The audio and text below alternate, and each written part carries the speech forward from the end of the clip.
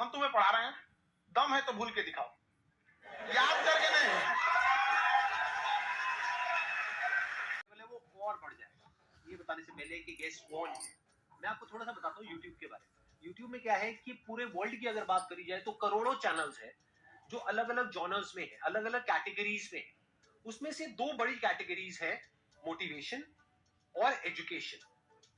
पूरे वर्ल्ड में जो वर्ल्ड का नंबर 1 मोटिवेशन चैनल है वो मेरा है, और जो वर्ल्ड का नंबर 1 एजुकेशन चैनल है किसी इंडिपेंडेंट क्रिएटर का, वो उनका है, जो कि हमारे गेस्ट हैं। उनके 17 मिलियन से ज्यादा सब्सक्राइबर्स हैं। Please an energetic and welcome to the one and only Khan sir.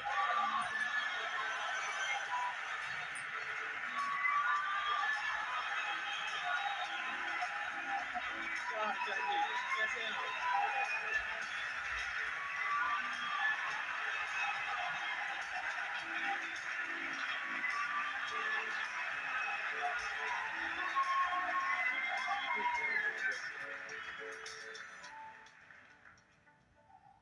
इससे पहले कि ऑडियंस आपसे कुछ पूछे या इंटरेक्ट करे, मेरे माइंड में एक क्वेश्चन है आपके लिए। जी, जो बच्चे हैं वो आपके इतने दीवाने क्यों हैं, इतने पागल क्यों हैं आपके पीछे? मतलब मेरे कमेंट सेक्शन में भरा पड़ा था, खान सर कब आएंगे, खान सर कब आएंगे। मतलब ऐसा क्या जादू कर दिया आपने बच्चों के ऊपर? ये सवाल हम आपसे भी पूछते हैं, हमारे पे भी इतना कमेंट आया, इतना मेरे तो ऑफिस में लोग चले आए कि सर कब जा रहे हैं। अच्छा। क्योंकि हम लोग का तो एग्जैक्ट है, वही पढ़ाना है। हाँ। तो देखिए, हम लोग का मेन है कि बच्चों को जो जरूरत रहती है कि अगर लड़का पढ़ने आ रहा है ना, उसके मन में कोई डाउट ना रह जाए। हम उसको कहते हैं कि हम तुम्हें पढ़ा रहे हैं, दम है तो भूल के दिखाओ, याद करके नहीं।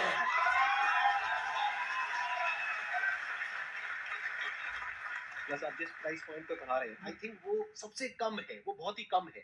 सर, ये जो फीस का कल्चर है, ये हमारा इंडियन कल्चर नहीं है। हमारा इंडियन कल्चर गुरु दक्षिणा है, उस हिसाब से वो सही है।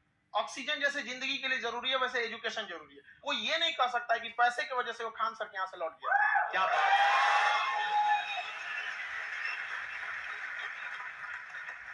मैंने देखा कि आपका ये जो चैनल है कि ये पिछले 3 साल के अंदर अंदर ही ग्रो किया है। हमको जब चैनल शुरू हुआ तो ये एक दिन में हम 4-5 वीडियो बनाए। एक हमको कुछ आता, आज भी नहीं आता इतना, तो हम देख के कैमरा उमरा तो हम कंफ्यूज हो गए, बाप रे। तो हम एक ही दिन में वीडियो शूट किया, पढ़ाने वाला टॉपिक था हमको। उसके बाद कभी वीडियो नहीं, 6-7 वीडियो एक ही बार शूट कर लिए। और एक जो थे जिनका कैमरा वगैरह था, मेरे पास कैमरे भी नहीं थे उस टाइम, और कैमरा 35,000 का था, तो 6 महीना इसी में लग गया। 35,000 इसी में फंस जाएगा। तो उनके कैमरे से शूट किए, उन्होंने कोई चार्ज लिया, उसके बाद हम छोड़ ही दिए। लॉकडाउन लगा, तब हम क्या कैसे पढ़ाएंगे, हो तो एक दिन 2 दिन करते करते अचानक लंबा हो गया। तब हमको लगा, याद आया कि ओहो, मेरा एक चैनल भी है वहां पे। तो उस समय उस पे लगभग 30,000 सब्सक्राइबर हो चुके थे। तो जैसे लॉकडाउन लगा तो उस पे पढ़ाना चालू किया, और पता नहीं क्या लोगों को पढ़ाई में इतना इंटरेस्ट आ गया कि आपका स्टाइल ऐसा है थोड़ा सा, आप आई थिंक पढ़ाई के साथ साथ में जो बीच बीच में आप थोड़ा बहुत छोड़ते रहते हैं ना, मतलब जो जो एंटरटेनमेंट चलता रहता है। ये बात हम देखिए, जब हम गुलाम थे ना, तो अंग्रेजों ने एक चाल चला था कि भारत को हम फिजिकली गुलाम रखेंगे 100-200 साल, मेंटली 1000 साल कर देंगे। उन्होंने पढ़ाई का मॉडल चेंज कर दिया। उन्होंने ऐसा डिजाइन किया कि ये टीचर की रिस्पॉन्सिबिलिटी है, वो पढ़ा के चला जाए। टीचर की रिस्पॉन्सिबिलिटी यहाँ खत्म नहीं हो जाती। पढ़ाना तो कोई भी पढ़ा सकता है, टीचर की इससे बड़ी रिस्पॉन्सिबिलिटी होती है उसे समझाना। वो समझा कि नहीं समझा। अगर लड़का आपके समझाने के बाद डाउट रह गया तो ये आपकी गलती है। लड़का हमसे पूछता है, सर इतनी भीड़ है आपके पास, तो कहते सर डाउट कैसे पूछेंगे? हम कह रहे, या तुम्हारा डाउट बचेगा तब ना पूछेगा तुम डाउट यहाँ पे।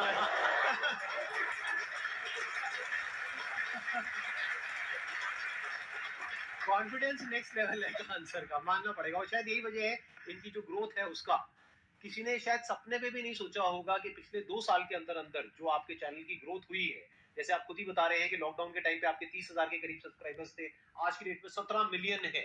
और मेरा एक क्वेश्चन और है, इससे पहले कि ऑडियंस में से आपसे कोई क्वेश्चन पूछे, कि कई बार आप ऐसे भी टॉपिक्स टच करते हैं जो थोड़े से कंट्रोवर्शियल हैं या थोड़े से सेंसिटिव हैं, जिसके ऊपर बात करने की हिम्मत आई थिंक बहुत ही कम लोगों में है।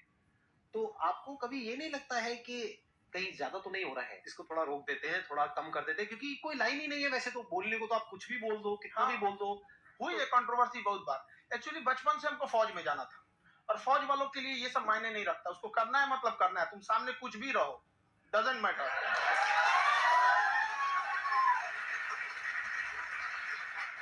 और मैंने YouTube पे देखा कुछ वीडियोस में कि आपका जो इंस्टीट्यूट है वहां पर आज से कुछ साल पहले कुछ बम गिरे थे। हाँ, कुछ गिरे थे, कुछ तो बहुत सॉलिड जगह गिरा था, फटा नहीं वो। मतलब आपके आसपास। हाँ, बम को भी पता है कि टीचर की इज्जत किया जाता है। क्या बात है, क्या बात है। मैं समझ पा रहा हूँ कि ये आपके अंदर जो एटीट्यूड है ये कहाँ से आ रहा है, क्योंकि आप बचपन से ही फौज में जाना चाहते थे, तो आप जंग के मैदान में ही खड़े हैं एक तरीके से। बस फर्क ये है कि आपके हाथ में कलम है, हथियार ना होकर के। हथियार से एक आदमी की जान जा सकती है, हाँ। कलम से बहुत ताकत होता है। शिक्षा एक ऐसा हथियार है ना, हर कुरीतियों से लड़ सकता है, हर तरह की समस्याओं से। और ये एक ऐसा हथियार है, मेटल डिटेक्टर में भी नहीं पकड़ाता है।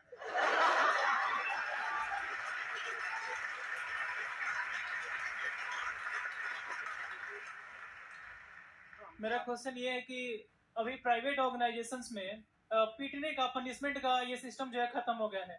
हम आपके वीडियो में देखे हैं सर कि आप एक बड़ा सा रोल रखे रहते हैं, पुलिस वाला लाठी हो, अब पुलिस वाला लाठी है और स्टेज पे बुला के बच्चों को उसी से धुनाई शुरू कर देते हैं मस्त एकदम से, है ना। तो सर मतलब कि बच्चे मतलब कि डरते नहीं है आपसे और इस तरीके से कैसे कनेक्टेड है आपसे, है ना। और एक और क्वेश्चन सर, यूपीएससी का जो आप अपना बैच स्टार्ट करने वाले हैं, ठीक है, उसके बारे में बताइए सर, क्योंकि मुझे मतलब कुछ इशू करना है सर, ठीक है। और संदीप सर को देख लिए, मेरा तो वैसे ही हो जाना है।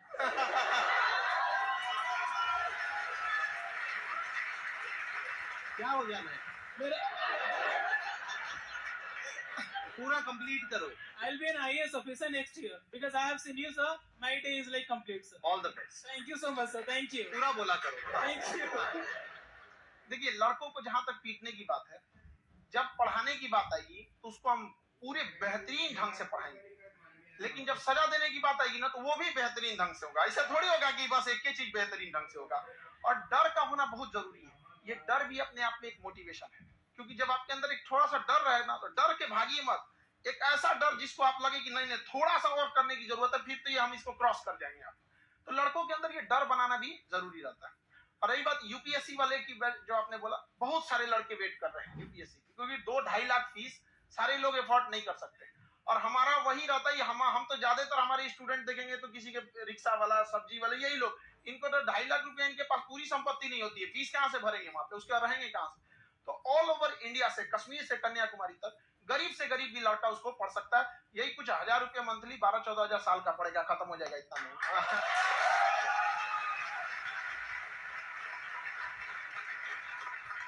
ये जो डंडे वाली बात इन्होंने कही, ये सच है? मतलब आप सच में सच में। डंडा रखते हो पुलिस का ही है वो। और मारते हो?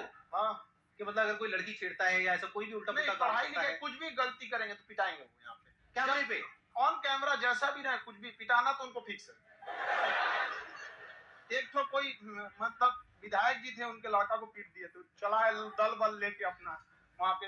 उसने घर पे नहीं बताया था कि सर ने पीटा है, बस बोल दिया कोचिंग में पीटा है। बाद में पता चला हम पीटे हैं, तो उसके पिताजी मेरे सामने और पीटे।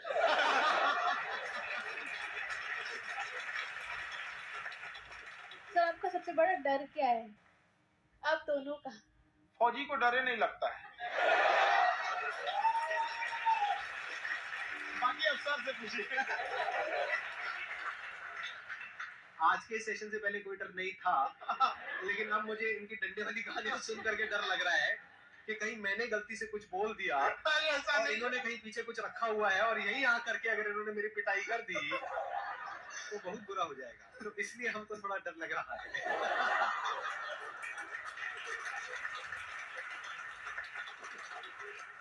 आपकी डेली कितने घंटे क्लासेस होती है?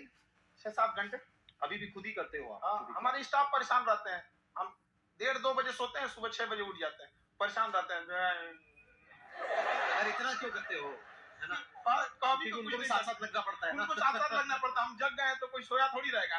परेशान रहते, दिन में सोते ही नहीं है, बेचारा कहीं जाके सोते रहता है, तो हम सिर्फ बांध दिए कि भाई तुम इस समय सो जाना, तुम इधर सो जाना। आपकी शादी हो गई है नहीं हुई अभी? मेरी खुशहाली देख के आप आइडिया लगा सकते हैं।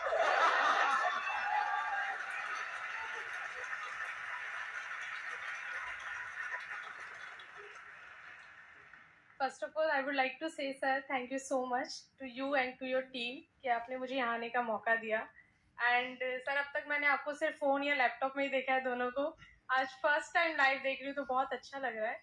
तो मेरा क्वेश्चन ये है सर आपसे, जब हम लाइफ में कोई डिसीजन लेते हैं कि हमें ये पर्टिकुलर चीज़ करनी है, और क्योंकि हम डिसीजन लेते हैं तो हमारी आदत है कि पहले हम 4 लोगों से पूछते हैं कि तू बता तेरी क्या राय है, तू बता तेरी क्या राय है। तो उनमें से अगर कोई हमें कह देता है कि ये बेकार डिसीजन है मत कर, तो हमारा माइंड कहीं ना कहीं डाइवर्ट होने लगता है और उसकी वजह से हम अपना डिसीजन चेंज कर देते हैं। तो मेरा क्वेश्चन ये है कि कैसे हम अपने डिसीजन पे स्टिक रहे, कैसे हम जो दूसरे के ओपिनियन है उनको अफेक्ट ना होने दें अपने ऊपर। दूसरे से सलाह लेने से पहले एक बार खुद उस पर रिसर्च कर लेना चाहिए, ताकि आप सामने वाला क्या सलाह दे रहा है आपको समझ में आना चाहिए। यहाँ पर ऐसा नहीं है, कई बार ऐसे होते हैं कि दूसरे वाले को एक्सपीरियंस होता है, तो अगर आपको पहले से आइडिया है, उसके बारे में आप बेहतरीन ढंग से रिसर्च किए कि क्या इसमें प्लस पॉइंट है, क्या निगेटिव है, उसके बाद आप किसी से सलाह लेने जाइए।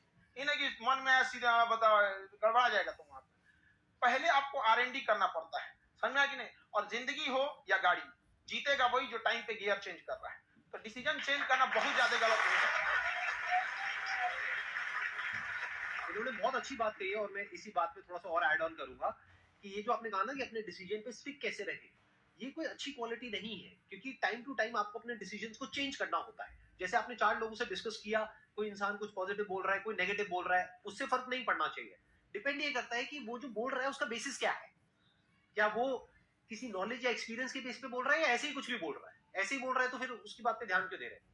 अगर किसी नॉलेज या एक्सपीरियंस के बेस पे बोल रहा है, फिर चाहे वो पॉजिटिव बोल रहा है चाहे नेगेटिव बोल रहा है, दोनों ही मायने रखता है। उसके बाद में रिसर्च करनी है और फिर रिसर्च करने के बाद में फाइनल डिसीजन अपना खुद का होना चाहिए। अब वो डिसीजन उससे अलग भी हो सकता है जो आपने पहले लिया था, और वो सेम भी हो सकता है। सर मेरा क्वेश्चन दोनों से है आपसे, how to deal procrastination and laziness. हमारा ब्रेन है ना, ये बहुत आलसी टाइप का, इसको आराम खोजना पसंद है। अब थोड़ा सा भी अब इसको आराम की ओर लेके चलेगा ना तो फिर उधर ही रहेगा। अब सोचेंगे 10 मिनट आराम कर लेते हैं ना, तो 10 मिनट 2 घंटा बना देगा। उसको टॉर्चर कीजिए, चल 10 मिनट बाद में। उसको आप उस पर हावी मत, वो कह रहा है कि हमको आराम चाहिए, आपको यहाँ आराम मिलेगा, पहले काम फिर मिलेगा आराम। तो आप उसके हिसाब से मत चले। आपका मन कर रहा है थोड़ा सा देख लेते हैं, कोई नोटिफिकेशन आया, आप कोई काम कर रहे हैं, क्यों पहले काम कर लीजिए, बाद में देखिएगा ना नोटिफिकेशन। आप हावी मत होने दीजिए यहाँ पे। अगर आप 5 मिनट भी थोड़ा सा लूज पड़े ना, थोड़ा सा कमर सीधा कर लेते हैं, 2 घंटा बर्बाद कर दिया। हावी मत होने दीजिएगा उसको अपने ऊपर। प्रोक्रेस्टिनेशन को तोड़ने का एक ही तरीका है, सबसे छोटे लेवल पे ले जा करके उस गोल को तोड़ दो। यानी वो गोल बहुत बड़ा है, उसको ब्रेक डाउन करो, उसके सबसे पहले स्टेप पे आ जाओ कि उसको अचीव करने का सबसे पहला स्टेप क्या है। जैसे गाड़ी चलाना सीखना है, उसका सबसे पहला स्टेप क्या है। अगर घर में कोई नहीं है सिखाने वाला या सिखाने वाली, तो बाहर जा करके जो गाड़ी का ड्राइविंग स्कूल है उधर जा करके पैसे दे दो। अब फंस गए ना, तो फंसा दो अपने आप को। दिमाग ये लगाओ कि अपने आप को कैसे फंसाया जाए। जब हम फंस जाते हैं ना, तो फिर हमको वो काम करना ही पड़ता है। Then there is no looking back. जब तक आप सोच रहे हो तब तक सोच रहे हो, उसको बोलते हैं पैरालिसिस ऑफ एनालिसिस। आप सोचते चले जा रहे हो अपने माइंड में, मैं ये करूंगा वो करूंगा वो करूंगा वो करूंगा, और प्रोक्रेस्टिनेट हो रहा है, वो चीज टलती चली जा रही है। तो उसको छोटे से छोटे लेवल पे ब्रेक डाउन करके उसको कर दो, दैट इज नंबर 1। और जैसे ही करना शुरू करते हो, कोशिश करो कि उसको जब तक कि आप सही से नहीं कर लेते हो, उसको छोड़ना नहीं, तो आपकी लेजीनेस भी खत्म हो जाएगी। कई लोगों को तो हमने देखा है, जो सप्ताह में कुछ भी नहीं करता, वो भी संडे को आराम कर रहा है।